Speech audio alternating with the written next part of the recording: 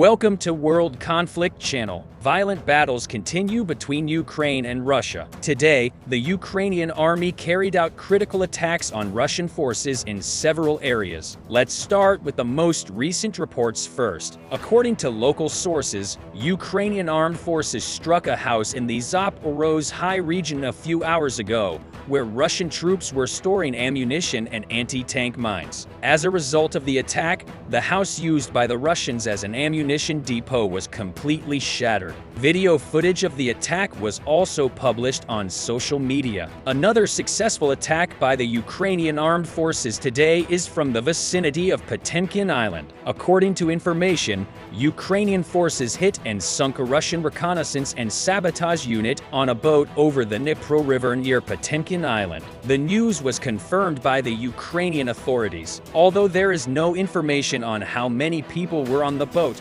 Ukrainian sources write that at least 15 Russian saboteurs were destroyed in the attack. The fiercest battles at the moment are in the direction of Krasnohora and Blahodatan of the city of Bakhmut. The attack by the Russian forces on the Krasnohora region from two directions at noon today was unsuccessful. The Russians, who could not break through the defense line of the Ukrainian armed forces, had to return to their positions with great losses. However, towards the evening hours, the Russians brought additional forces around the region. At the same time, most of the Wagner forces, which had some success in Soledar, are expected to join the new offensive. After Bakhmut, the most violent clashes are, of course, in the direction of Zaporozhye. Battles in the region have intensified a little today. Ukrainian armed forces repelled several Russian attacks during the day. Currently, the most difficult situation in the region is in Kamiansk. There are quite heavy battles in this direction. According to some sources,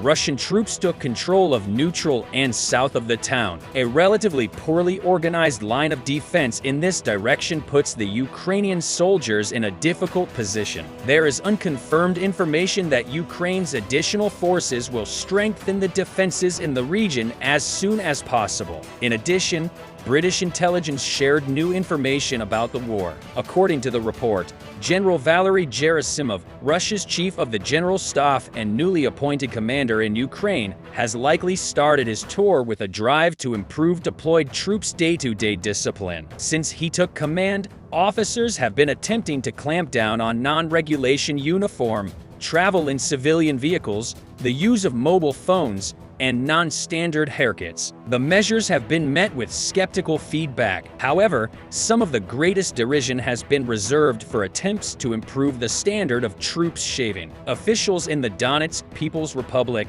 described the prioritization a farce that would hamper the process of destroying the enemy. Wagner proxy group owner Yevgeny Prigozhin criticized military leadership, suggesting that war is the time of the active and courageous, and not of the clean-shaven. The Russian force continues to endure operational deadlock and heavy casualties. Gerasimov's prioritization of largely minor regulations is likely to confirm the fears of his many skeptics in Russia. Along with Defense Minister Sergei Shoigu, he is increasingly seen as out of touch and focused on presentation over substance. Also, the State Border Guard Service of Ukraine has posted a video of how Bakhmut of Donetsk region looks.